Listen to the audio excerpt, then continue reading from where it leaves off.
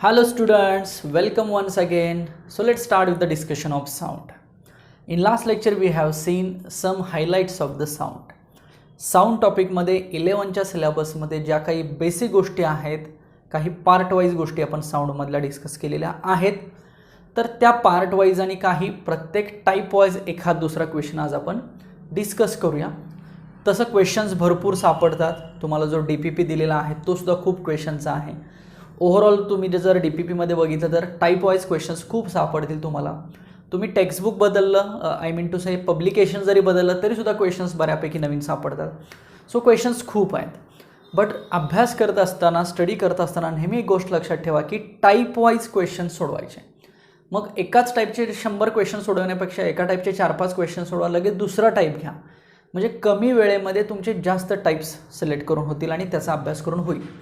त्यात पण महत्त्वाची गोष्ट अशी आहे की तुम्हाला जो टाईप सोपा वाटतोय त्याचे टाईप्सचे क्वेश्चन्स आधी सोडवा. म्हणजे ज्या टाईपमध्ये तुम्हाला इझीनेस आहे, तुम्हाला वाटतं की तो आपल्याला समजलेला आहे आणि तो लगेच सुटू शकतो, असे क्वेश्चन्स तुम्ही थोडंसं आधी सोडवू शकता आणि मग डिफिकल्टी लेवल घेऊन तुम्ही त्याच्यातलं कॅल्क्युलेशन सॉल्विंग करू शकता. अगदी सिंपल आहे. कमी वेळेमध्ये जर तुम्हाला जास्तीत जास्त सिलेबस कव्हर करायचा असेल तर हीच एक ट्रिक महत्त्वाची ठरू शकते आणि ती तुम्ही वापरून चांगल्या पद्धतीने अभ्यास करू शकता. ओके. सो आता साऊंडमध्ये ओव्हरऑल काय होतं हे आपण मागच्या लेक्चरला बघितलेलं आहे. मी तुम्हाला थोडंसं टाईप वाईज आणि मी म्हटलं होतं की पार्ट वाईज डिस्कशन आहे, मी तुम्हाला ते देईन. तर सगळ्यात सुरुवातीला टाईप म्हणजे बेसिक वेव्ह रिलेटेड येतो की वेव्हचे मग ॲम्प्लिट्यूड किंवा त्याचं इक्वेशन. तर त्याचं एक इक्वेशन मी कदाचित तुम्हाला लास्ट लेक्चरला एक इक्वेशन सांगितलं होतं. तर त्या इक्वेशनवरती बरीचशी क्वेश्चन्स तयार होत आहेत. ओके. मग मी क्वेश्चन आल्यानंतर तुम्हाला सांगेन की तो टाईप कसा आहे आणि तो कसा ओळखायचा. ओके. त्याच्या आधी बेसिक अगदी velocity, frequency, wavelength, time period, amplitude, intensity या टाईपवरती सुद्धा तुम्हाला एखादा बेसिक क्वेश्चन येऊ शकतो. Phase difference, path difference, time difference हे बघितलं होतं. त्याच्यानंतर मग आपण लॅपलास आणि न्यूटन्स फॉर्म्युले बघितले. मग त्याच्या रिलेटेड क्वेश्चन्स, त्याच्यातल्या काही डिफरंट कंडिशन्स होत्या like pressure, humidity, temperature etcetera. त्याच्यानंतर मग काही आपण वेव्ह रिलेटेड बघितलं. मग सिंपल हार्मोनिक प्रोग्रेसिव्ह वेव्ह असेल किंवा अगदी SHM असेल त्याचे काही इक्वेशन्स असतील आणि त्याच्यानंतर शेवटी डॉपलर इफेक्ट. सो असं पॉईंट वाईज जर आपण डिस्कशन केलं आणि तुम्ही सुद्धा थोडंसं स्ट्रक्चर तयार करत असताना पॉईंट वाईज आणि टाईप वाईज करा. कमी वेळेमध्ये जास्त अभ्यास होण्यासाठी डेफिनेटली तुम्हाला त्याची मदत होऊ शकते. ओके. सो चला, काही क्वेश्चन्स मी तुम्हाला जो डीपीपी दिलेला आहे त्या डीपीपी मधलेच काही क्वेश्चन्स मी आजच्या इथं लेक्चरला डिस्कस करणार आहे. काही टाईप वाईज मी क्वेश्चन सिलेक्ट करतोय, तेवढेच क्वेश्चन मी डिस्कस करेन. तुम्हाला काही क्वेश्चनमध्ये जर शंका असेल तर मला तसा तुम्ही तो क्वेश्चन पाठवून त्याचा आन्सर विचारू शकता, मी तुम्हाला ते देईन. ओके. चला, ॲज युजल मी क्वेश्चन पहिल्यांदा डिस्प्ले करेन बोर्डवरती. क्वेश्चन डिस्प्ले केल्यानंतर तुम्हाला तो लिहून घ्यायचा आहे, अदरवाईज डीपीपीमध्ये चेक करायचं आणि त्याचं सोल्युशन मात्र लिहून घ्यायचं आहे किंवा तुम्ही स्वतः ट्राय करायचं आहे. ओके. सो एक सिंपल क्वेश्चन आहे. The wavelength of ultrasonic waves in air is of the order of. Okay. आता इथं बाकी काहीच दिलेलं नाही आहे, फक्त तुम्हाला ॲन्सर्समध्ये सगळ्या वेवलेंथ दिलेल्या आहेत, त्याही सेंटीमीटरमध्ये दिलेल्या आहेत बघा. ओके. बट मी याच्यामध्ये तुम्हाला एक नवीन पॉईंट सांगू इच्छितो की अल्ट्रासोनिक वेव्ह जी आहे, आता अल्ट्रासोनिक वेव्ह किंवा हे जे वेव्हचे टाईप्स आहेत हे कुठून आले बघा. तर त्यासाठी एक स्पेक्ट्रम आहे, स्पेक्ट्रम. ओके. तुम्ही इलेक्ट्रोमॅग्नेटिक स्पेक्ट्रम असं 11th कदाचित शिकलं असाल, कारण इलेक्ट्रोमॅग्नेटिक वेव्ह असा एक टॉपिक आहे, त्याच्यामध्ये हा स्पेक्ट्रम येतो. तर जेवढ्या काही टाईपच्या वेव्ज आहेत त्या सगळ्या वेव्ह त्या पर्टिक्युलर बँडमध्ये फिक्स केल्या जातात. ओके. आता बँड म्हणजे काय? It is the combination of different types of frequencies and different types of wavelengths because the number of waves are having their own frequencies and own wavelength. Okay. कारण प्रत्येक वेव्हला त्याची एक स्वतःची फ्रिक्वेन्सी आहे, त्याची स्वतःची एक वेवलेंथ आहे, as well as the frequency and wavelength are opposite to each other, or we can say that it is inversely proportional to each other. म्हणजे एखाद्या वेव्हची फ्रिक्वेन्सी जास्त असेल तर त्या वेव्हची वेवलेंथ कमी असते. काय म्हटलं मी? एखाद्या वेव्हची फ्रिक्वेन्सी जास्त असेल तर त्याची वेवलेंथ कमी असते. ओके. मग आता ही जी अल्ट्रासोनिक वेव्ह आहे ही थोडीशी तुम्हाला त्या बँडमध्ये कुठं असते हे शोधावं लागेल आणि त्याची पहिल्यांदा फ्रिक्वेन्सी लक्षात ठेवावं लागेल. सो हा बँड खूप महत्त्वाचा आहे. एकदा एक्झामला जायच्या आधी तो बँड बघून घ्या. त्या बँडमध्ये कुठल्या कुठल्या वेव्ज आहेत आणि त्या वेव्जना असणाऱ्या फ्रिक्वेन्सीज कुठल्या कुठल्या आहेत, ॲज वेल ॲज त्या वेव्जना असणाऱ्या वेवलेंथ्स कुठल्या कुठल्या आहेत. समजते मी काय सांगतोय ती? Just different types of waves are having different types of frequencies and wavelengths. Simple. So इथं आपल्याला क्वेश्चन आहे की वेवलेंथ फाइंड आउट करायची आहे कुणाची, अल्ट्रासोनिक वेव्हची. So lambda is equal to question mark. We have basic formula V is equal to N lambda. It means lambda is equal to V upon N म्हणू शकतो आपण. But what is mean by V and what is mean by N, that is again question. Okay, so V is nothing but the velocity. Okay, so here we can consider the velocity of that ultrasonic. Ultrasonic it is like sound wave म्हणूया आपण. Okay, ती एक sound wave आहे. So sound वेव्हची आपण velocity near about 330 metre per second घेतो आणि frequency मग ह्याची 50 किलोहर्ट्ज घ्यावी लागेल तुम्हाला. तर ही कुठून आली फ्रिक्वेन्सी, तर फ्रॉम द स्पेक्ट्रम. स्पेक्ट्रमवरती याची एक ॲप्रॉक्सिमेट बँड जो आहे त्या बँडमध्ये जर आपण बघितलं तर 50 kilohertz we can consider the frequency for the ultrasonic wave because it is one type of sound wave. मग आपण ह्या दोन व्हॅल्यूज कन्सिडर केल्या, ह्या व्हॅल्यू तर पुट करायची आणि लॅम्बडाची व्हॅल्यू फाइंड आउट करायची. सो लॅम्बडाची व्हॅल्यू तुम्हाला मिळेल 6.6 इंटू 10⁻⁻1 सेंटीमीटर. आता ह्यात पण एक गंमत अशी आहे, 6.61 इंटू 10⁻⁻1 सेंटीमीटर. तर हे सेंटीमीटर कुठून आलं, ॲक्च्युली लॅम्बडा कशामध्ये येणं अपेक्षित आहे, मीटरमध्ये येणं अपेक्षित आहे. बट हा सेंटीमीटर कुठून आला, तर त्यासाठी तुम्हाला ही व्हेलॉसिटी मीटर पर सेकंडची सेंटीमीटर पर सेकंद करावी लागेल. सिंपल. फ्रिक्वेन्सी आहे ती तुम्ही हर्ट्जमध्ये ठेवू शकता. बघा ही जर मी फ्रिक्वेन्सी व्हेलॉसिटी जर 330 सेंटीमीटर पर सेकंड केली तर सी आला ना वरती. ओके, सी वरती आला म्हणजे सी खाली आला. सी म्हणजे 10⁻², तो वरती गेला तर +2 होईल. So 330 into 10⁻². Centimetre per second. So this is the value of the velocity in centimetre per second. मग याच्यामध्ये तुम्ही अजूनही ॲडजस्टमेंट करू शकता. ते 330 आहे तसं ठेवू शकता, 33 करू शकता, 3.3 करू शकता. Depends upon you. तुम्हाला कुठलं कॅल्क्युलेशन सोपं वाटतंय त्यानुसार तो चेंज तुम्ही तिथं करू शकता. आणि ह्या व्हॅल्यू जर मग या फॉर्म्युल्यामध्ये पुट केलं की तुम्हाला त्या वेव्हची वेवलेंथ मिळेल. आता वेवलेंथ ही मीटरमध्ये असते बट व्हेलॉसिटी तुम्ही सेंटीमीटर पर सेकंड घेतल्यामुळं तुम्हाला वेवलेंथ आहे ती सुद्धा कशामध्ये मिळेल, सेंटीमीटरमध्ये मिळेल. So we can say that option A is correct for this question. पुढे जाऊया. एक थेरी क्वेश्चन घेतो मी, मुद्दाम सोपा आहे. Velocity of sound is maximum in vacuum, air, water, steel. Vacuum, air, water, steel. आता मी काल एक थोडंसं रिझन सांगितलं होतं तुम्हाला. व्हॅक्यूम, एअर, वॉटर आणि स्टील या सगळ्यांमध्ये कंपॅरिझन केलं तर आपल्याला सॉलिड कोण दिसतोय, यातला ऑब्व्हियसली स्टील दिसतोय. मग आपण इथं डायरेक्ट म्हणू शकतो की स्टीलमध्ये व्हेलॉसिटी सगळ्यात जास्त असेल. याचं मी दुसरं एक रिझन तुम्हाला सांगितलेलं होतं की जो मॉड्युलस ऑफ इलास्टिसिटी किंवा बल्क मॉड्युलस म्हटलं होतं आपण, किंवा इलास्टिसिटी प्रॉपर्टी म्हटलं होतं, कॅपिटल ई किंवा के म्हटलं होतं मग आपण त्याला. तर तो जो बल्क मॉड्युलस आहे तो ऑब्व्हियसली सॉलिड, त्यात पण स्टीलचा कसा असेल, जास्त असेल. Okay, even if you consider the density then we can say that the modulus of elasticity is maximum for the steel. Okay, and due to that reason we can say that it has velocity of sound is maximum in steel. So D option असेल. Next हां चला ठीक आहे, हा basic type झाला. आता एक type आहे तो थोडासा सिम्पल हार्मोनिक प्रोग्रेसिव्ह वेव्हची जी काही इक्वेशन्स आहेत त्या इक्वेशन रिलेटेड आहे, as well as phase difference, path difference याच्याशी रिलेटेड आहे. चला क्वेश्चन बघा काय आहे. 2 waves are represented by the equations y1 is equal to a sin omega t plus kx plus 0.57 and y2 is equal to a cos omega t plus kx meter, where x is in meter, t is in second. So the phase difference between them is, phase difference काढायचा आहे. y1 लिहूया पहिल्यांदा. So y1 जसा दिला तसा लिहूया, a sin omega t plus kx plus 0.57. okay, and we have y2 is equal to a cos omega t plus kx. y2 is equal to a cos omega t plus kx. only we have the equations like that. आणि आपल्याला काय find out करायचं आहे, तर आपल्याला याच्यामधला phase difference find out करायचा आहे. Generally एक गोष्ट लक्षात ठेवा, फेज डिफरन्स म्हटलं की सरळ ह्या दोन अँगलची सबट्रॅक्शन करायची, कारण हे दोन अँगल्स आहेत ना, हा पूर्ण अँगल आहे, हा पण पूर्ण अँगल आहे. ह्या दोन अँगलचा डिफरन्स घ्यायचा म्हणजे फेज डिफरन्स.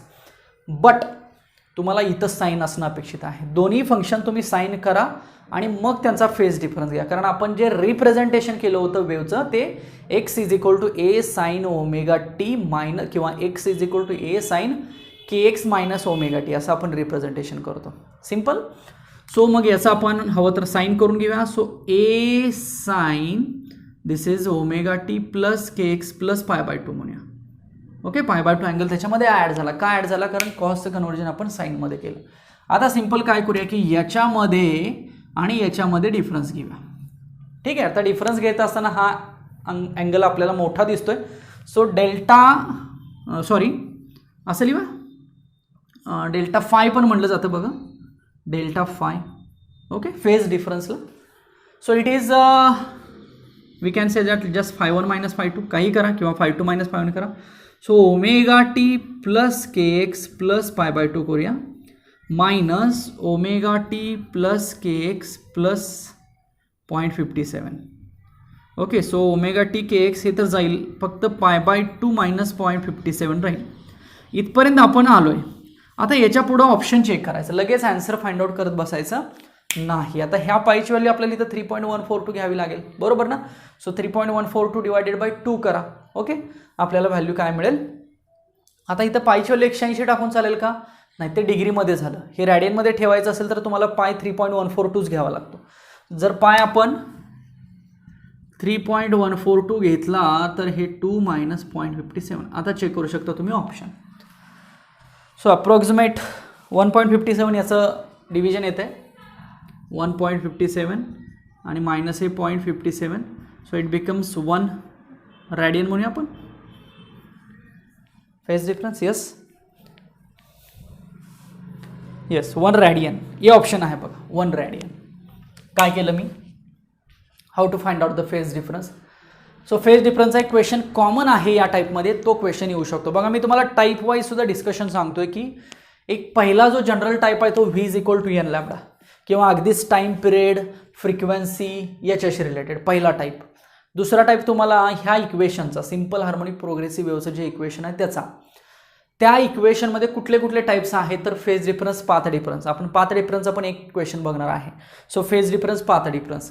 आणि एक महत्त्वाचा याच्यामधला टाईप असा आहे की तुम्हाला पॅरामीटर्स दिले जातात त्याच्यापासून इक्वेशन फाइंड करा असं म्हटलं जातं आणि इक्वेशन दिलं जातं त्याच्यापासून पॅरामीटर्स फाइंड करा असं म्हटलं जातं. बघा मी अगदी तुम्हाला इन शॉर्ट 1 आवर्समध्ये ही टिप देतोय की हे मी जे क्वेश्चन डिस्कस करतोय ते टाईप वाईज डिस्कस करतोय सिम्पल.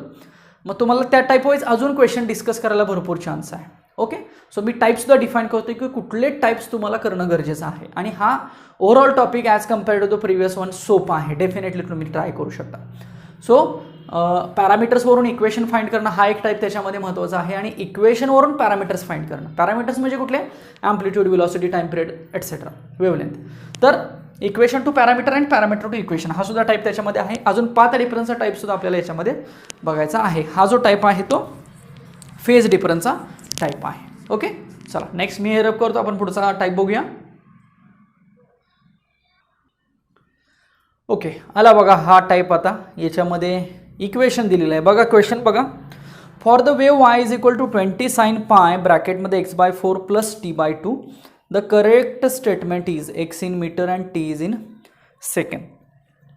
सो मी इक्वेशन लिहितो y is equal to 20 sine pi, y is equal to 20 sine pi into bracket x/4 plus t/2, x/4 plus t/2. Now we have to find out the option, correct option. ठीक आहे, आता correct option बघूया काय आहे. But त्याच्या आधी मी तुम्हाला थोडासा हा टाईप अजून सांगतो की हा काय आहे. ह्याचं स्टँडर्ड इक्वेशन आधी मी तुम्हाला दाखवतो. So y is equal to a sine into bracket kx minus omega t. Actually असं असतं बरं का. आता मी सांगतो तुम्हाला की हा मायनस कुणासाठी असतो. मायनस हा अलॉंग पॉझिटिव्ह एक्स डायरेक्शनसाठी असतो बघा. लक्षात कसं ठेवायचं, मायनसला प्लस किंवा प्लसला इथं मायनस येत असतं. आणि हे इथं मायनस का आलं तुम्हाला आठवतं? मी सांगितलं होतं कालच्या लेक्चरला, तो आपण एक्स पॉईंट कन्सिडर केला होता. सो के एक्स मायनस ओमेगा टी झाला. वेअर के म्हणजे काय? प्रोपगेशन कॉन्स्टंट म्हणलं होतं. केची व्हॅल्यू किती घेतली होती आपण? 2 पाय अपॉन लॅम्बडा घेतली होती. आणि हा ओमेगा किती असतो? 2πn असतो ना, म्हणजे 2π/t असतो का, माहिती आहे आता हे सगळ्यांना.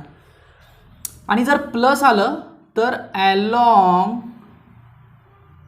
Negative x direction. खूप महत्त्वाचं आहे, हे लक्षात ठेवा. इक्वेशन आलं की इक्वेशनमध्ये प्लस मायनस चेक करायचं आधी. ओके, जनरली प्लस असेल तर अलॉंग निगेटिव्ह एक्स डायरेक्शन घ्यायचं, आणि जर मायनस असेल तर मग आपलं पॉझिटिव्ह एक्स डायरेक्शन जे स्टँडर्ड इक्वेशन आहे ते. आता हा जर के एवढा असेल, ओमेगा एवढा असेल, तर हेच इक्वेशन असं येऊ शकतं. मी डिफरंट काही फॉर्म्स लिहून ठेवतो इथं. So sine of 2πx/λ minus 2πt/t. Small T आणि कॅपिटल टी बघा फरक कळतोय का. ॲज वेल ॲज बरेचसे फॉर्म्स आपण लिहू शकतो. ए साइन, काही वेळेला याच्यातनं पाय कॉमन काढलं जातं, मग हे 2x/λ होतं आणि हे 2t/T होतं. ॲज वेल ॲज काही वेळेला असं पण लिहिलं जातं, ए साइन नंतर पाय, हे 2x/λ म्हटलं जातं, आणि हे 1/t म्हणजे यांना 2nt असं पण लिहिलं जातं. वेगवेगळे फॉर्म्स आपल्याला ज्या पद्धतीने इक्वेशन तयार करायचं आहे त्या पद्धतीने येतात. आपल्याकडे हे इक्वेशन आहे. सो ऑप्शन्समध्ये काय दिले बघूया आता, की आपल्याला ऑप्शन सिलेक्ट करायचा आहे. म्हणजे थोडक्यात ॲम्प्लिट्यूड आणि टाईम पिरियड थोडक्यात फाइंड करायचा असेल, किंवा ॲम्प्लिट्यूड आणि फ्रिक्वेन्सी. बघूया आता ॲम्प्लिट्यूड तर किती येईल मला सांगा. बघा हा झाला ॲम्प्लिट्यूड. सो ऑब्वियसली आपल्याला ॲम्प्लिट्यूड किती मिळाला, 20 metre. This is our first answer.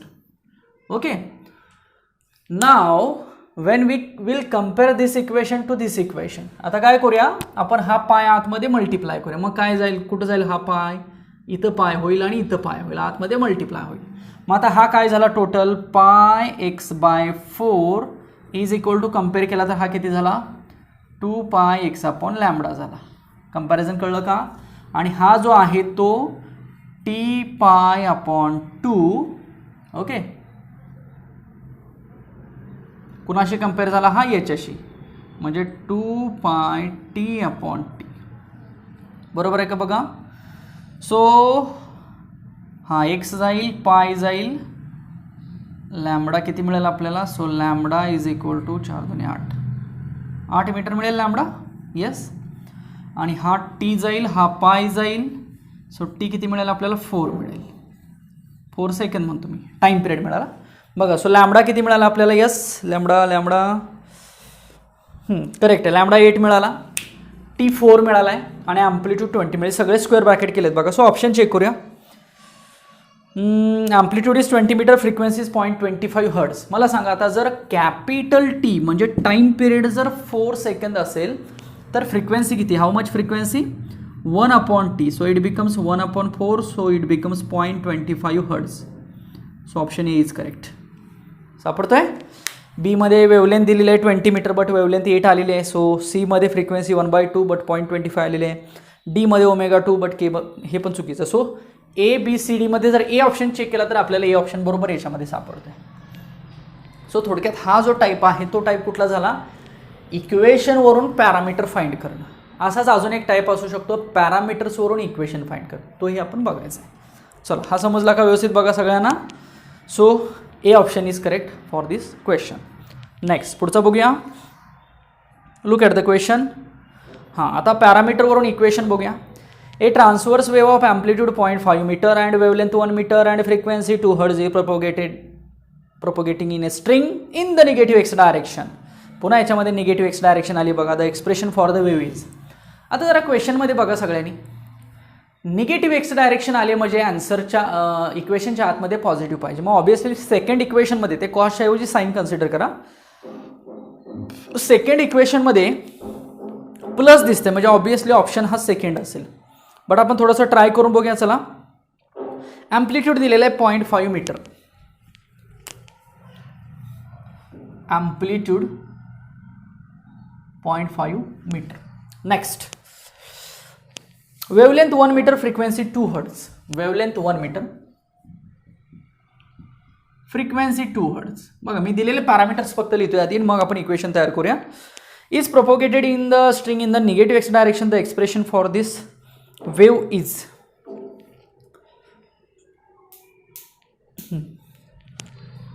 हे एक्सप्रेशन लिहूया आणि हे फक्त प्लस करूया.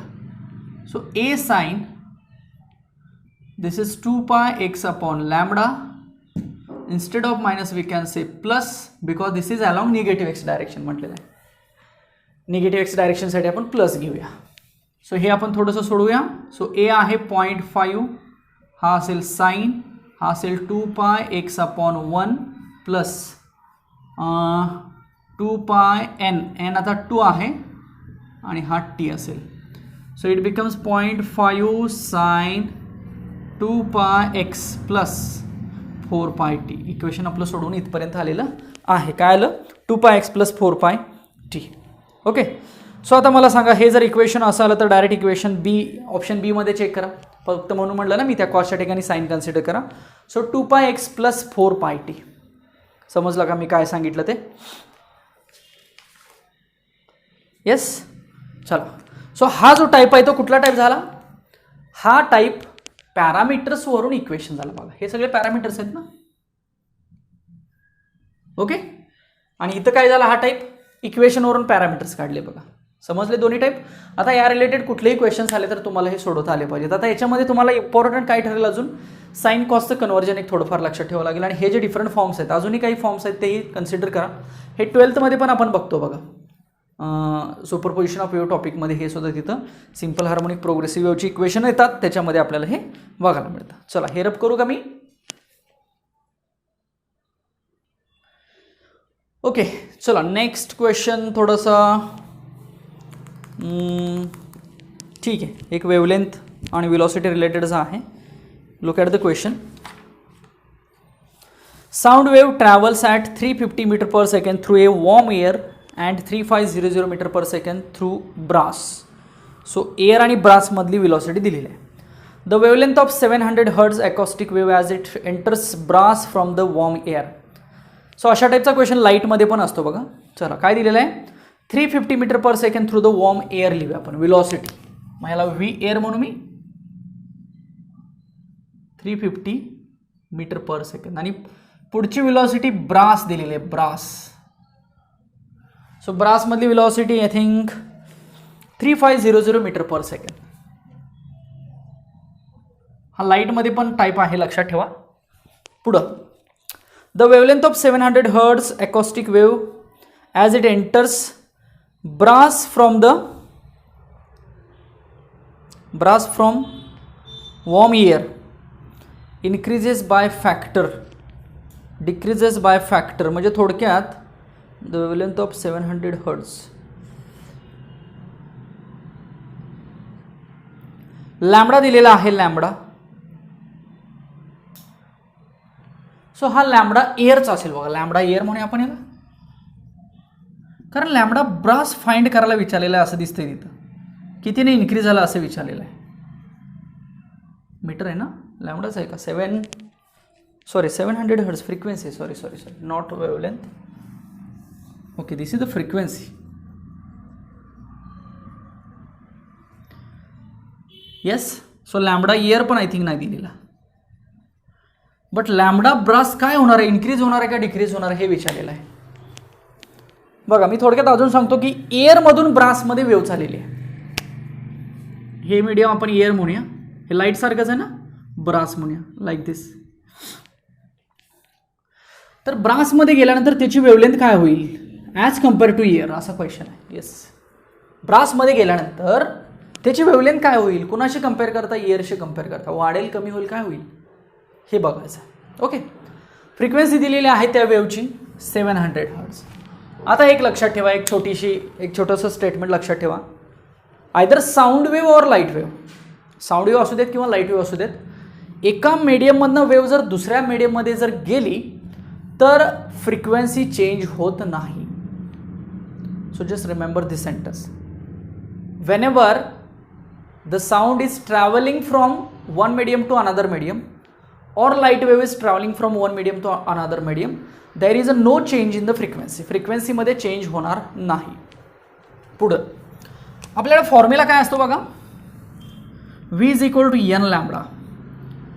So therefore n is equal to v upon lambda and this is the constant. It means what? Frequency is constant, no change in the frequency. So v upon lambda is equal to constant.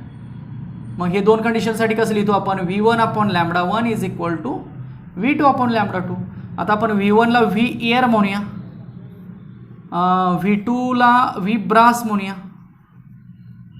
हे lambda इकडे घेतो मी, ह्या लॅमडाला lambda air म्हणूया, ह्या लॅमडाला lambda brass म्हणूया. So we have to find out lambda brass. So lambda brass is equal to lambda air into V brass upon V air. Is it correct? So what is V brass? So lambda air, V brass it is 3500 upon it is 350. So it becomes 10 lambda air. So we have the answer lambda brass is equal to 10 lambda air. याचा अर्थ काय झाला बघा, जेव्हा warm air मधून brass मध्ये sound wave enter करेल with same frequency, constant frequency with change in velocity, तेव्हा त्याची वेवलेंथ ही 10 पटीनं वाढेल. कोणाच्या? एअरच्या. सो इन्क्रीज्ड बाय असं म्हणूया. यस, सी ऑप्शन चेक करा. Increased by factor 10.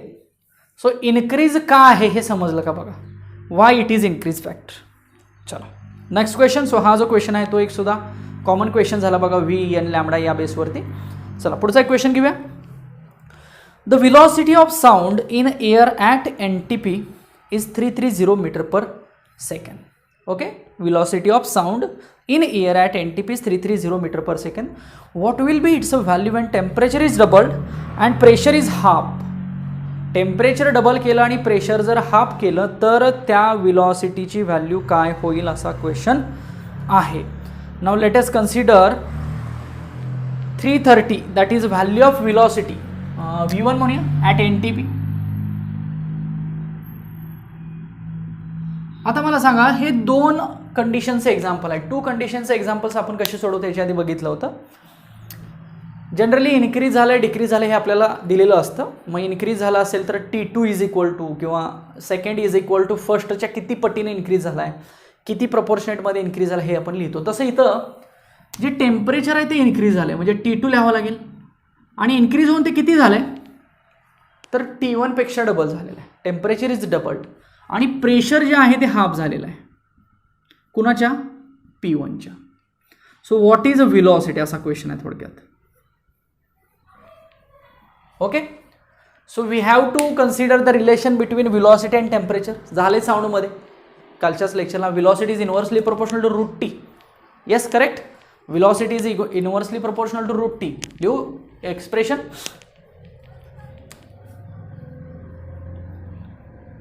As well as मी तुम्हाला हे पण सांगितलं होतं की even there is a change in the pressure it is not affected on the velocity.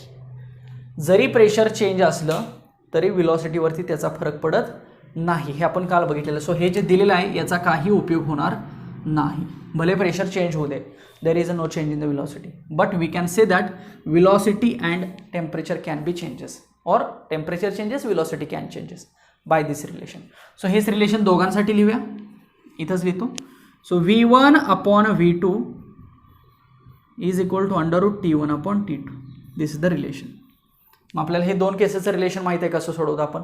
आता याच्यामधलं आपल्याला पाहिजे कोण? जनरली V2 पाहिजे. Okay, so how to solve the V2? So let us consider here.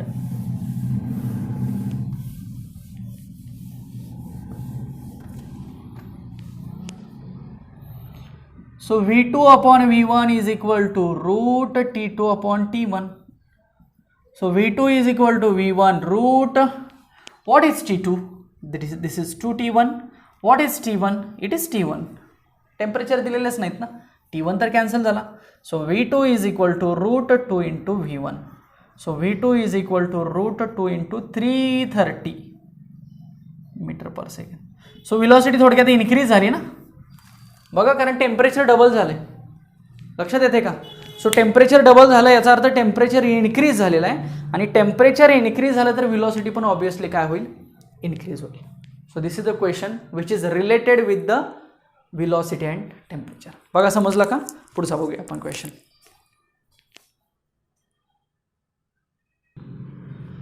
चला नेक्स्ट एक क्वेश्चन बघा. हा पण क्वेश्चन थोडासा त्याच्याशी पर्सेंटेज रिलेटेडच आहे.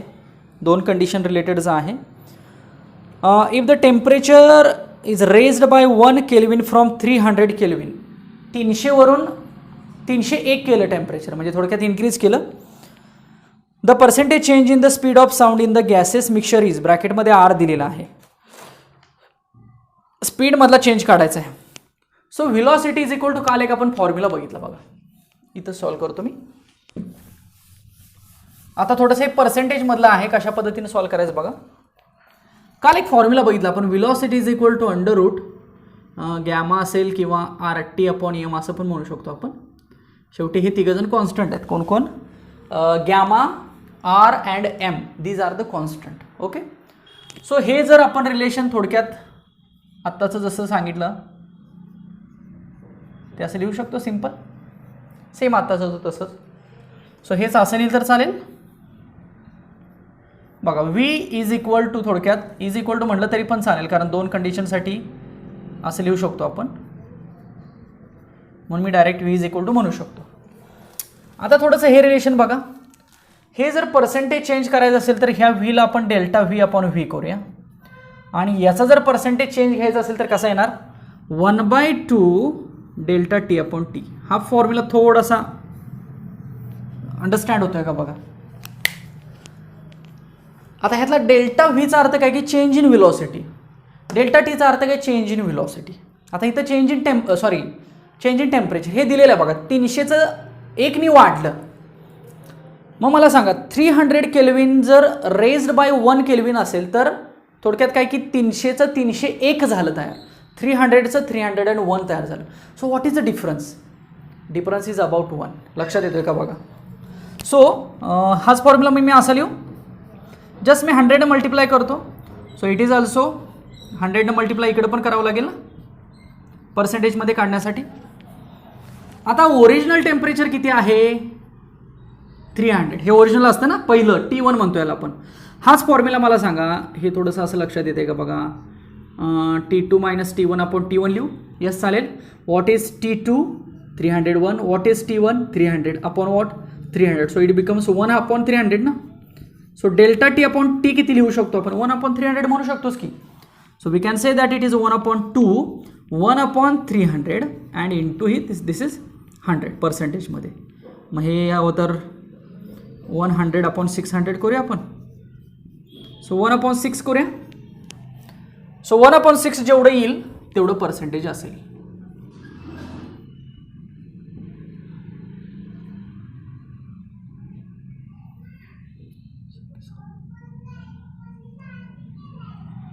.166. येस चालेल. 0.167 आहे बघा. खूप सोपा आणि इंटरेस्टिंग टाईप आहे. काही डिफिकल्ट वाटतंय का बघा याच्यामध्ये. सो हा जो टाईप आहे तो कशाशी रिलेटेड हे फक्त लक्षात ठेवा. हे थोडक्यात आपण पर्सेंटेज एरर काढतो की रिलेटिव्ह एरर. सो त्याच्यासारखा हा फॉर्म्युला. काय फॉर्म्युला आहे? Delta V upon V is equal to 1/2 delta T upon T. हे 1/2 कुठून आलं? तर ही पॉवर आहे ना. याचा अर्थ पुन्हा एकदा बघा. हे डेल्टा व्ही म्हणजे काय असतं माहिती आहे का? किंवा डेल्टा व्ही अपॉन व्ही काय असतं? तर V2 minus V1 upon V1 असतं. हा जर चेंज इनक्रीज असेल तर V2 मायनस V1 लिहायचं. हा जर चेंज डिक्रीज असेल तर डेल्टा व्ही अपॉन व्ही कसं लिहिणार? V1 मायनस V2 अपॉन V1च लिहिणार. शेवटी V1 खाली V1च राहणार आहे. फक्त वरती V1 मायनस V2 कधी होईल? डिक्रीज असेल तर, आणि V2 मायनस V1 कधी होईल? इनक्रीज असेल तर. तसंच मी टेम्परेचरसाठी इथं लिहिलं बघ. त्यामुळे हा मी इथं नीट सॉल्व केलेला आहे. सो हे 1 अपॉन 300 कसं आलं हे समजणं फार गरजेचं आहे. त्यासाठी हा चेंज आहे. काय समजतंय का बघा. सो हा पर्सेंटेजमधला हे कायनेटिक थेअरीमध्ये सुद्धा येतं बघा बऱ्याच वेळेला. ते बॉइल्स लॉ आहे ना, किंवा थर्मोडायनॅमिक्समध्ये तुम्हाला येईल. ज्या प्रोसेसेस आहेत आयसोथर्मल, एडियाबॅटिक किंवा ह्याची आयसोबारिक, ह्या प्रोसेसमध्ये ना टेम्परेचर, प्रेशर, व्हॉल्यूम या केसेसमध्ये अशा पर्सेंटेजचा उपयोग होऊ शकतो. बघा नीट समजला का. हा एक त्यातला इम्पॉर्टंट टाईप आहे असं म्हटलं तरी सुद्धा चालेल. सो अशा टाईपचं सुद्धा आपल्याला सुटणं गरजेचं आहे. ठीक आहे. चला इथपर्यंत सगळ्यांनी व्यवस्थित कंप्लीट करा. बघूया आपण पुढचा क्वेश्चन. ओके. सो पुढचा क्वेश्चन बघा काय आहे. The extension in a string obeying Hooke's law is x. The speed of transverse waves in the stretched string is v if the extension in the string is increased to 1.5x, so the speed of transverse waves in it will be. थोडासा हा string related आहे बघा. So stretched स्ट्रिंगमधली velocity किती असते माहिती आहे? So v is equal to √T/μ. Okay, so where is T is nothing but tension, mu is nothing but mass per unit length म्हणतो आपण. ओके, सो म्यू असं लिहितो. हाच फॉर्म्युला आपण असाही लिहू शकतो, टेन्शनच्या ऐवजी फोर्स ही म्हणू शकतो. सो फोर्स अपॉन म्यू, किंवा आपल्याला फोर्स इज काय डायरेक्टली प्रोपोर्शनल टू एक्स आहे हे पण माहीत असतं बघा स्ट्रेच्ड स्ट्रिंगमध्ये. ओके, अगदी आपण ऑसोलेशन्समध्ये सुद्धा force is directly proportional to x म्हणू शकतो. Okay, so force is directly proportional to x और v is equal to √T/μ और इट इज √F/μ. या फॉर्म्युलाने जरी सॉल्व केलं तरी आपल्याला velocity v2 velocity find out करायची असं म्हणूया. सो आपण v2 असे डिफाईन करू शकतो 1.5 इंटू v1. का रूटमध्ये 1.5 बघा, कारण रूटमध्ये फोर्स आहे म्हणून. हे कॉन्स्टंट असेल, रूटमध्ये फोर्स असेल, मग डिस्प्लेसमेंट जर 1.5x असेल तर फोर्स पण तेवढाच असेल ना. सो हे आपण सॉल्व करू शकतो. So simple, this is the answer. So रूटमध्ये 1.5 जर सॉल्व केलं तर 1.22 v1, म्हणजेच हे v2 is equal to 1.22 v असं आपण म्हणू शकतो. सिम्पल आहे. अल्टरनेटिव्ह मेथड आपण आपण दोन केसेसचे एक्झाम्पल्स बघतो ना. सो दोन केसेसच्या एक्झाम्पल्सच्या रूलनुसार सुद्धा हे फाइंड आउट केलं तरी सुद्धा चालू शकेल किंवा तुम्हाला तसं सुद्धा जमेल. सो हा थोडासा त्या स्ट्रेच्ड स्ट्रिंग रिलेटेड आहे बघा. ॲक्च्युली हा 12th मध्ये v is equal to √T/μ formula आहे. चला थोडंसं अजून एकदा वेवलेंथ आणि फ्रिक्वेन्सी रिलेटेड एक जस्ट चेक करूया. The distance between two consecutive crest in a wave train produces in a string is 5 centimetre. दोन क्रिस्टमधलं थोडक्यात डिस्टन्स दिलेलं आहे 5 सेंटीमीटर. बघूया. If two completes waves pass through any point per second, दोन waves pass होत आहेत per second. So the velocity of the wave. Simple, तुम्हाला क्रिस्ट आणि ट्रब आठवते का बघा. Suppose this is the wave, another wave, this is crest or this is trough, this is trough, you can say that. So in between this two crest, दोन क्रिस्टमधलं अंतर असेल त्याला आपण वेवलेंथ म्हणतो ना, किंवा दोन ट्रबमधनं असेल त्याला सुद्धा आपण वेवलेंथ म्हणतो. एक क्रिस्ट आणि एक ट्रब असेल तर ते λ/2 वेवलेंथच्या हाफ असेल ना. सो थोडक्यात वेवलेंथ दिलेले आहे. सो वेवलेंथ 5 सेंटीमीटर दिलेले आहे बघा. आता डायरेक्ट वेवलेंथ हा वर्ड तुम्हाला तिथे यूज केलेला नाही आहे, but the distance between two consecutive crest असं म्हटलेलं आहे. सो असा जर पॉईंट आला तर ती वेवलेंथ असते. क्रिस्ट आणि ट्रबमधला पॉईंट समजतोय का बघा. आता वेवलेंथ म्हणजे इथून इथपर्यंत सुद्धा एक वेव म्हणतो ना. सो एका वेवचे बघा आपण असे 4 पार्ट करू शकतो. अशा पार्ट्समध्ये जर लक्षात ठेवलं तरी तुम्हाला 1 2 3 4 4 पार्टचा एक वेव तयार होते ना. सो हे दोन ट्रबमध्ये सुद्धा 1 2 3 आणि हे 4 असं म्हणू शकतो. 1 2 3. परत हे सगळे एकसारखे असतात, थोडेसे ते वेगळे दिसतात, बट 4 पार्टचं मिळून एक वेव तयार होत असते लक्षात ठेवा. आणि एका वेवची वेवलेंथ ही λ असते. Okay, so we can write λ is equal to 5 centimetre. Next is what. हां, आता वेव्ज पर सेकंद असा शब्द आलेला आहे बघा. So it is nothing but the frequency. हे लक्षात येते का बघा. वेव्ज पर सेकंद, ॲक्च्युली फ्रिक्वेन्सीचं युनिट हे हर्ट्ज आहे ना, बट काही वेळेला तुम्हाला फ्रिक्वेन्सी अशी पण सांगतात की एका सेकंदामध्ये एवढ्या वेव्ज आहेत, किंवा एका सेकंदामध्ये एवढी रिव्हॉल्युशन्स आहेत, एका सेकंदामध्ये एवढ्या सायकल्स तिथं आहेत, बरोबर.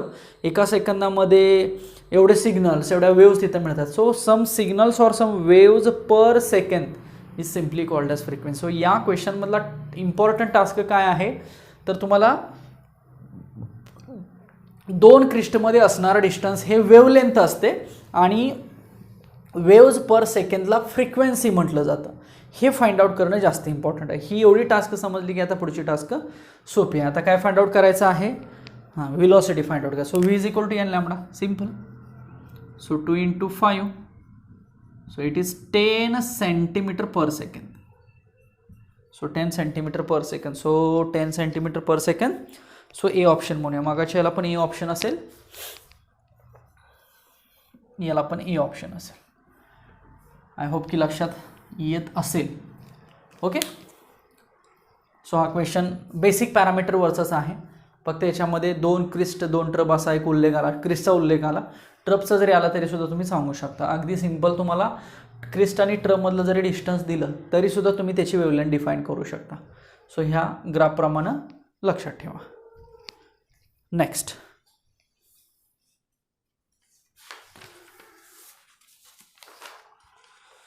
चला पुढचा अगेन टाईप थोडासा पाथ डिफरन्स फेज डिफरन्सवरती अजून एक बघूया. मी तुम्हाला मगाशी म्हटलं होतं की पाथ डिफरन्सवरती आपण एखादा क्वेश्चन बघूया.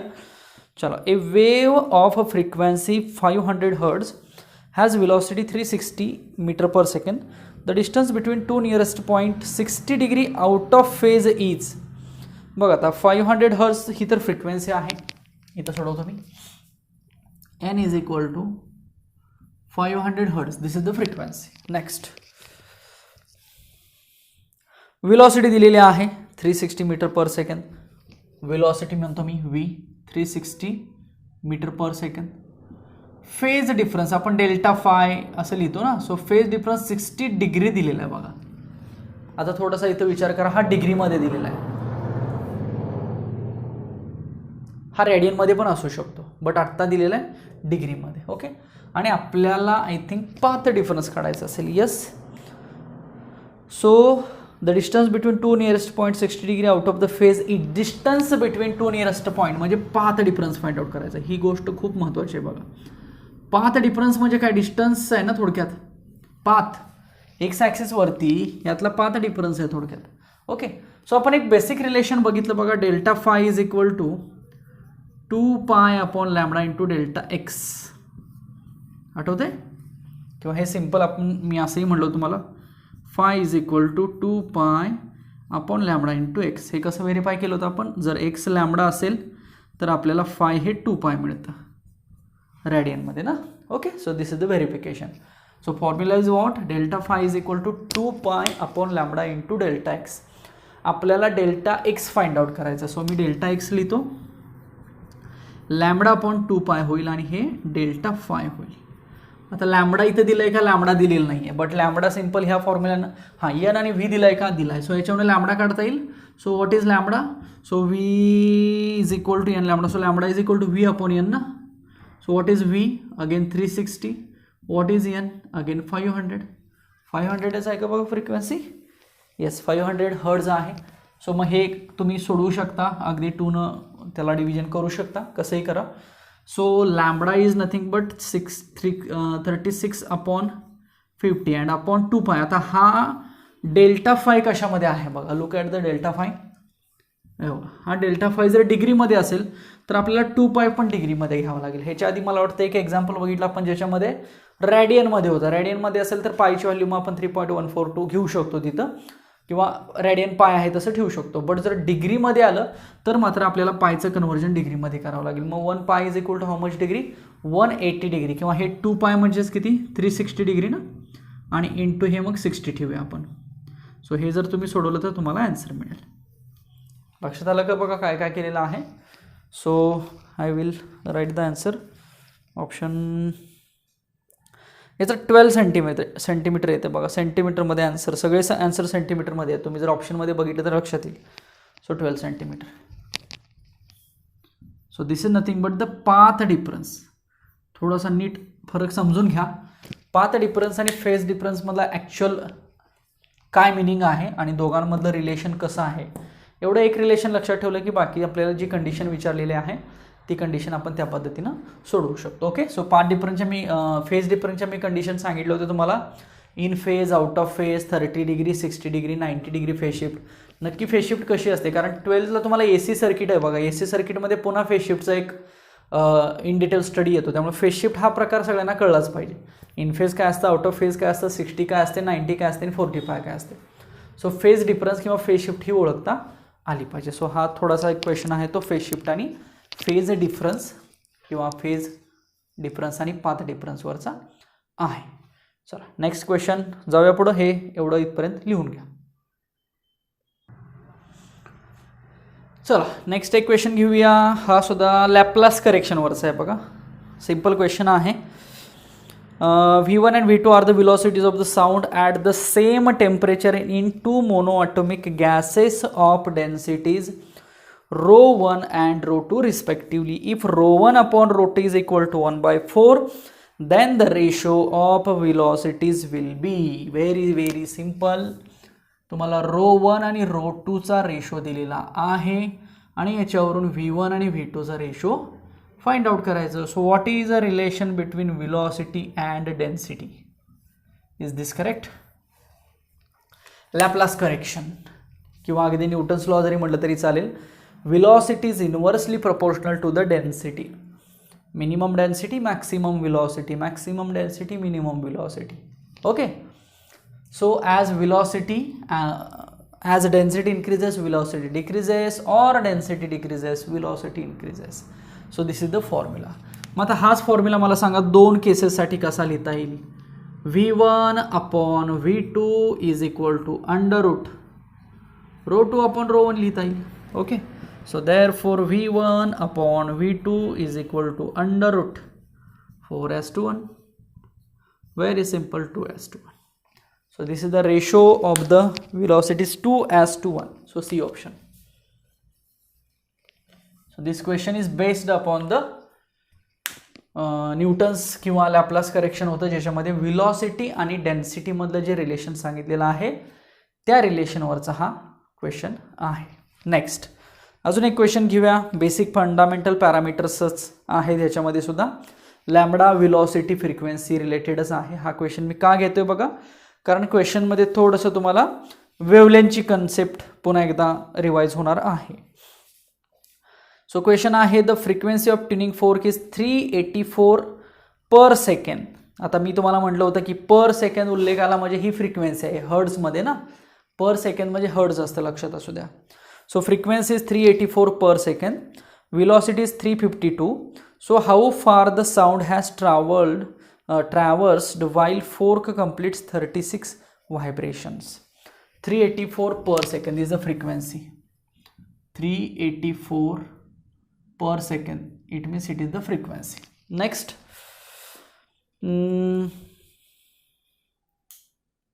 352 meter per second is the velocity. 352 meter per second is the velocity. आता v is equal to n lambda. Lambda याच्यावर फाइंड आउट करता येईल. आणि how far the sound has traversed while fork completes 36 vibrations. So आपल्याला find out करायचं आहे distance of wave for 36 vibrations. आपल्याला काय फाइंड आउट करायचं आहे? Distance of the wave for 36 vibrations. आता व्हायब्रेशन्स वर्ड आला बघा इथं. ॲक्च्युली व्हायब्रेशन म्हणजे सुद्धा वेव. वेवला किती वर्ड्स आहेत बघा. Wave, revolution, repetition, rotation, cycle, round, signal किंवा व्हायब्रेशन. 8 झाले ना जवळपास, 8 ते 9. ओके. फ्रिक्वेन्सी. ओके. रिपिटेशन्स. 8 ते 9 नावं जी आहेत ती वेवला नावं आहेत. सो सगळ्यांचं ॲनालिसिस एकसारखंच येतं. नावं जरी बदलली असतील, नेचर बदललं असलं तरी सगळ्यांचं ॲनालिसिस मॅथमॅटिकल सेम असेल. So distance of the wave for how far wave goes for the 36 vibration. So 36 व्हायब्रेशनसाठी जर एखादी वेव ट्रॅव्हल होत असेल, 36 व्हायब्रेशन जर होत असतील तर त्याचं डिस्टन्स किती हे फाइंड आउट करायचं आहे. मग हे थोडंसं मी तुम्हाला ग्राफिकली सांगतो बघा. ओके. This is what?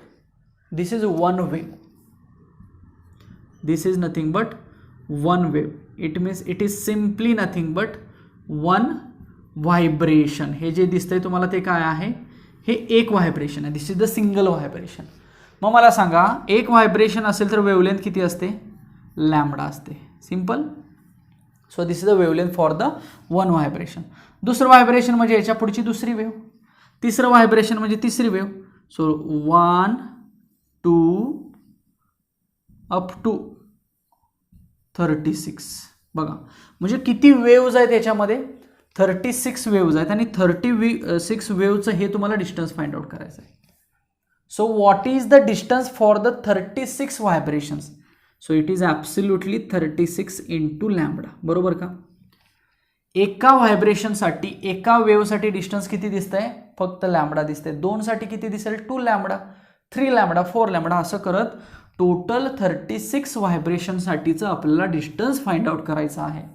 मग एका वेव्हचं डिस्टन्स ज्याला आपण वेव्हलेंथ म्हणतो ती जर लॅम्बडा असेल तर फॉर 36 व्हायब्रेशन्स ती किती असेल 36 into lambda. So this is the our answer. It means we have to find out the 36 into lambda. So distance is equal to distance of the wave is equal to 36 into lambda. But what is lambda? So V is equal to n lambda. So lambda is equal to V upon n. What is V? V 352. What is n? It is 384. So this is meter. This is the value of lambda. So put this value here. We will get so. आता lambda तर मिळाला ना आपल्याला.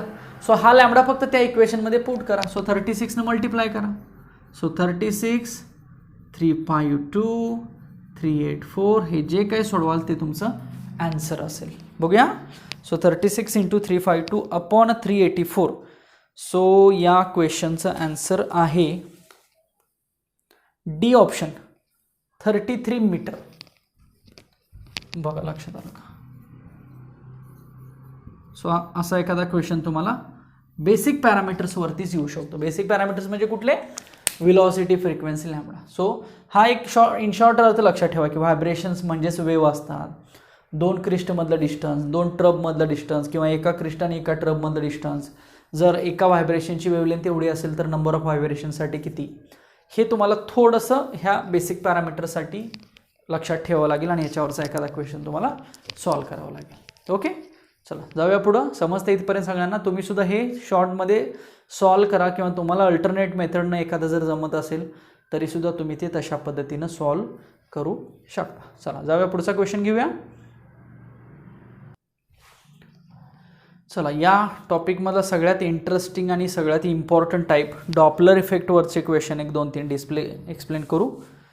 A source of sound yes is moving with a velocity 50 meter per second towards a stationary observer.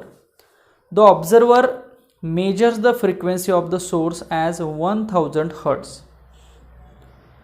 What will be the apparent frequency of the source when it is moving away from the observer after crossing him? The velocity of sound in the medium is 350 meter per second. So condition पुन्हा आहे Doppler इफेक्टवरची. बघूया step by step. दोन टाईपमध्ये हे थोडक्यात सोडवायचं आहे. A source of sound S is moving with a velocity 50 metre per second. म्हणजे थोडक्यात एक सोर्स आहे व्ही एस म्हणूया, तो 50 मीटर पर सेकंद या व्हेलॉसिटीनं हा सोर्स आहे आपण असं म्हणूया आणि हा ऑब्झर्वरकडं चाललेला आहे. Okay, this is the source, this is the observer. Okay, stationary observer आहे. मग ऑब्झर्वर स्टेशनरी असेल तर याला व्हेलॉसिटी काय असेल? 0 असेल. बघा अगदी असं इन शॉर्ट लगेच तयार करायचं. पुढं the observer measure the frequency of the source as 1000 Hz. म्हणजे या ऑब्झर्वरला या सोर्सकडून येणारी फ्रिक्वेन्सी मेजर होते. म्हणजे कसली फ्रिक्वेन्सी? काल आपण बघितलं होतं ॲपरंट फ्रिक्वेन्सी. एन नाव दिलं त्याला, एन ए म्हणतो हवं तर मी, 1000 Hz. So this is what apparent frequency measured by the observer from the source. पुढं आता काय होईल? What will be the apparent frequency of the source Wien it is moving away. हां चला पुढची कंडिशन बघूया. बट त्याच्यासाठी हे जेवढा सिनेरिओ आहे हे मुव्हिंग टुवर्ड्स आहे ना आता हे. ओके, ह्या सिनेरिओसाठी आपला फॉर्म्युला काय होता बघा काल? Apparent frequency is equal to natural frequency V plus minus V O upon V minus plus V S. हा आपला बेसिक फॉर्म्युला होता. या कंडिशनसाठी हा फॉर्म्युला कसा येईल? N A is equal to N into bracket. आता व्ही ओ 0 आहे त्यामुळे वरती फक्त व्ही राहील आणि आपण खाली मुव्हिंग टुवर्ड्स असेल तर वरती प्लस असतं, खाली मायनस असतं. So V minus V S राहील बघा. ओके, आता ह्या ठिकाणी व्हीची व्हॅल्यू मिडियममधली व्हेलॉसिटी 350 मीटर पर सेकंद घ्या असं म्हटलेलं आहे न्यूमेरिकलमध्ये. करेक्ट आहे का? येस, 350 मीटर पर सेकंद घ्यायची आहे. मग मला सांगा एन ए माहीत आहे, या नॅचरल फ्रिक्वेन्सी माहीत आहे का? नाही माहीत. ह्या सोर्सची नॅचरल फ्रिक्वेन्सी माहीत नाही. व्ही माहीत आहे का? व्ही माहीत आहे. व्ही एस माहीत आहे का? येस, व्ही एस माहीत आहे. सो याच्यावरून काय निघेल? एन निघेल बघा. एन म्हणजे काय निघेल? सो नॅचरल फ्रिक्वेन्सी निघेल. बरोबर ना? एनचा अर्थ नॅचरल फ्रिक्वेन्सीज असतं, नाही तर एन डॅश एन ओ काही पण म्हणतो आपण, बट मी आत्ता इथं एन नाव दिलेलं आहे मला वाटते कालच्या आपण ह्याच्यामध्ये इथं एन ओ असं काहीतरी म्हटलेलं होतं. नोटेशन कशी असू शकतात तुम्ही फक्त त्याचा अर्थ समजून घ्या. तर हा एन जर सॉल्व केला तर आपल्याला हा एन 6000/7 असा येतोय, हर्ट्ज म्हणतो मी याला. सो ही झाली नॅचरल फ्रिक्वेन्सी. हा झाला आपला पहिला प्रकार. आता पुढं काय म्हटलं बघा, पुढचं वाक्य बघा. What will be apparent frequency of the source when it is moving away from the observer after crossing him? Moving away. So हा फॉर्म्युला कसा येणार? Na is equal to n v upon v plus vs होणार का बघा, कारण moving away असेल तर वरती मायनस असतं, खाली प्लस असतं. मग आता नॅचरल फ्रिक्वेन्सी तर आपल्याला फाइंड आउट झालेली आहे एवढी, आत्ता आपण फाइंड आउट केली ती. व्ही तर आपल्याला माहित आहे एवढा, व्ही एस. आता सोर्सची व्हेलॉसिटी तेवढीच असणार आहे, तेवढ्याच व्हेलॉसिटीनं तो सोर्स निघून जाणार आहे. फक्त अवे केस आली तेव्हाची ॲपरंट फ्रिक्वेन्सी किती असेल म्हणजे एन ए फाइंड आउट करायचं आहे. लक्षात आलं का बघा. सो अशा टाईपमध्ये तुम्हाला डॉपलर इफेक्टचा एखादा क्वेश्चन येऊ शकतो आणि मग तुम्ही ते सेम आन्सर त्या टाईपमध्ये सॉल्व करू शकता. सो 750 हर्ट्ज आन्सर आहे, तुम्ही ट्राय करा. ओके, एक जनरल फॉर्म घेऊया फक्त डॉपलर इफेक्टचे. सो हा फॉर्म समजला का बघा नीट, याच्यामध्ये काय दिलेलं आहे नक्की, ही कंडिशन कळली का बघा. ह्या कंडिशननुसार सोडवायचा प्रयत्न करा. अजून एखाद घेऊया. Okay, look at the question. An observer moves towards a stationary source of sound of frequency n. The apparent frequency heard by him is 2n. If the velocity of sound in air is 332 meter per second, then velocity of the observer is. Simple आहे. Given points कसे लिहायचे बघा. An observer moves towards a stationary source of sound of frequency n. म्हणजे stationery source आहे म्हणजे V S किती असेल, 0 असेल. आता ऑब्झर्वर मूव्ह होतोय कोणाकडं, त्या स्टेशनरी सोर्सकडं. The apparent frequency heard by him is 2n. Apparent frequency 2n मिळाली. एन ए म्हणूया 2n. V O find out करायचं I think. Yes. If the velocity of sound, velocity of observer, yes 332 velocity दिलेली आहे आणि ऑब्झर्वरची velocity find out करायची. Condition कुठली आहे, yes move towards a stationary observer. Moving टुवर्डची कंडिशन आहे. आपला फॉर्म्युला काय आहे, हा बघा हाच फॉर्म्युला पुन्हा तिथं मी कन्सिडर करतो. So N A is equal to N into bracket V, हे व्ही ओ आणि आपण मी खाली फक्त व्ही म्हणतो कारण व्ही एस 0 झाला आहे. आणि मुव्हिंग टुवर्ड्स असेल तर वरती प्लस खाली मायनस असतं, खालचा प्रश्नच नाही, वरती फक्त असं लिहावं लागेल. ओके, बट आता ह्या एन एची व्हॅल्यू 2n दिली आहे बघा. So 2n is equal to N V plus V O upon V असं येईल का बघा. एन तर कॅन्सल होईल. So it is 2v V plus V O. So V O is equal to 2v minus V. So it is, so V O is equal to 332 metre per second. बघा V एवढीच value आली का बघा.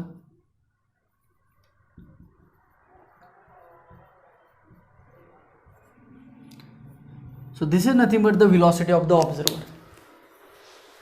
Doppler इफेक्टमध्ये काय लक्षात ठेवायचं important, moving towards आहे का मुव्हिंग अवे. मुव्हिंग टुवर्ड्स असेल तर वरती प्लस खाली मायनस, मुव्हिंग अवे असेल तर वरती मायनस खाली प्लस, ही गोष्ट लक्षात ठेवायची. सेकंड थिंग, ॲपरंट फ्रिक्वेन्सी ओळखायची आणि नॅचरल फ्रिक्वेन्सी ओळखायची. ॲपरंट कुठली असते, नॅचरल कुठली असते हे व्यवस्थित ओळखायचं. नेक्स्ट, ऑब्झर्वर आणि सोर्स ह्या दोघांमध्ये स्टेशनरी कोण आहे, मुव्हिंग कोण आहे. एक स्टेशनरी आहे दुसरा मुव्हिंग आहे का, दोघं पण मुव्हिंग आहेत का, दोघं पण स्टेशनरी आहेत, हे ओळखायचं. या कंडिशन्स तुम्ही ओळखल्या डेफिनेटली तुम्हाला डॉपलर इफेक्ट सुटणार. त्यासाठी बेसिक स्टेप बाय स्टेप माहीतच पाहिजेत. ह्या कशा ओळखायच्या हे मी काल बरंच एक्सप्लेन केलेलं आहे तुम्हाला डॉपलरमध्ये. सो हा जर बेसिक डॉपलर जर तुम्हाला समजला तर तुम्ही डॉपलरचा कुठलाही क्वेश्चन सॉल्व करू शकता. तर अजून एक क्वेश्चन डॉपलरचा आहे, घेऊया. When an engine passes near a stationary observer then apparent frequency occur in the ratio 5:3. The velocity of engine is, ब्रॅकेटमध्ये व्हेलॉसिटी ऑफ साऊंड दिलेली आहे. Okay, when an engine passes near a stationary observer, म्हणजे observer इथं stationary आहे बघा, म्हणजे VO0 करूया याच्यामध्ये. चला कळतंय का बघा, ऑब्झर्वर स्टेशनरी आहे, सो आपण VO काय केला 0 केला. पुढं when an engine passes near a stationary observer then its apparent frequency occur in the ratio 5:3. apparent frequencyचा ratio 5:3 आहे, म्हणजे NA1 म्हणूया आपण अपॉन NA2 म्हणूया आपण 5:3. म्हणजे ह्या दोन apparent frequencies कुठल्या आहेत, थोडक्यात एक असं म्हणूया बिफोर पासिंग आणि आफ्टर पासिंग बघा. सो याच्यावरून velocity of the engine find out करायचे. मग व्हेलॉसिटी ऑफ इंजिन म्हणजे सोर्स आहे ना, सो सोर्सची व्हेलॉसिटी म्हणजे VS फाइंड आउट करायची. चला पहिली कंडिशन लिहूया हवं तर आपण बिफोर क्रॉसिंग किंवा बिफोर पासिंग म्हटलं तरी चालेल. ओके, बिफोर क्रॉसिंग म्हणजे मला सांगा मुव्हिंग टुवर्ड्स आहे. ओके, सो फॉर्म्युला आपला हाच. सो NA1 लिहितो मी फक्त is equal to N into bracket आपला VO0 आहे ना, म्हणजे वरती फक्त V राहणार आणि खाली V मायनस VS राहणार बघा, बिकॉज मुव्हिंग टुवर्डसाठी मायनस असते ना कंडिशन. नेक्स्ट आफ्टर क्रॉसिंग बघा, आफ्टर क्रॉसिंग म्हणजे काय, आता ते इंजिन ऑब्झर्वरला क्रॉस करून निघून चाललेलं आहे, म्हणजे ऑब्झर्वरपासून ते अवे आहे. सो अवे म्हटलं की वरती प्लस खाली मायनस. सो NA2 म्हणूया त्याला. So NA2 is equal to N, वरती तर Vच राहणार आहे आणि खाली फक्त अवेला वरती मायनस खाली प्लस बघा. इक्वेशन 1 इक्वेशन 2 लक्षात येते का बघा. इक्वेशन 1 आणि इक्वेशन 2 कसे समजले का बघा, कसे तयार केलेले आहेत. आपल्याला ॲक्च्युली काढायचं काय आहे, VS फाइंड आउट करायचं आहे. आता सिंपल काय करूया, दोघांचे डिव्हिजन करूया. So NA1 NA2 apparent frequency 1 आणि 2 यानंतर कॅन्सल होईल. सो हे होईल V upon V minus VS आणि हे होईल V plus VS upon V. Again V cancel होईल. So V plus VS upon V minus VS आणि हा रेशो दिलेला आहे बघा 5:3. ओके, मग हे आपण सॉल्व करू हवं तर असं 3V 3VS. ओके, सो मी 2V करतो 8VS करतो. So VS is equal to 2 into V upon 8 किंवा V अपॉन 4. आता V दिला आहे का, yes, either V is given, yes 340 दिलं आहे बघा, 340 दिला आहे का. So 340 divided by 4. जमलं का, तुम्ही ट्राय करा, मी व्यवस्थित सॉल्व करून दिलेला आहे. कॅल्क्युलेशनचा पार्ट जरा स्वतःहून ट्राय करा. चला, सो आन्सर 85 येत आहे का बघा, चेक करा, तुम्ही स्वतः सॉल्व करा. 85 metre per second. So option 85 C option आहे का बघा. So this is the concept of the Doppler. काय आहे या केसमध्ये, ऑब्झर्वर समजा मी तो ऑब्झर्वर आहे, तर माझ्याकडे एक रेल्वे येते असं आपण म्हणूया. ओके, मी स्टेशनवरती आहे. सो रेल्वे येते ही पहिली केस, मुव्हिंग टुवर्ड्स त्याचा हा फॉर्म्युला. आता रेल्वे निघून जाणार, सो मुव्हिंग अवे त्याचा हा फॉर्म्युला. दोघांचा रेशो दिलेला आहे, लिहिला, त्यातनं VS जे इंजिन येते ना, रेल्वे येते त्याची व्हेलॉसिटी फाइंड आउट करायची. ऑब्झर्वर कसं आहे स्टेशनरी, सो VO घ्यायचाच नाही आहे, 0. ॲपरंट नॅचरल कळलं. सो हा जो टाईप आहे तो मग डॉपलरवरचा टाईप आहे. So these are some important questions as per the my perception. Okay, तुम्हाला DPP पण दिलेला आहे, ह्या DPP मधलेच हे क्वेश्चन्स आहेत. राहिलेले क्वेश्चन्स तुम्ही ट्राय करा, त्याच्यात काही शंका असेल तर डेफिनेटली विचारा. आपण भेटूया पुढच्या लेक्चरला. Thank you so much.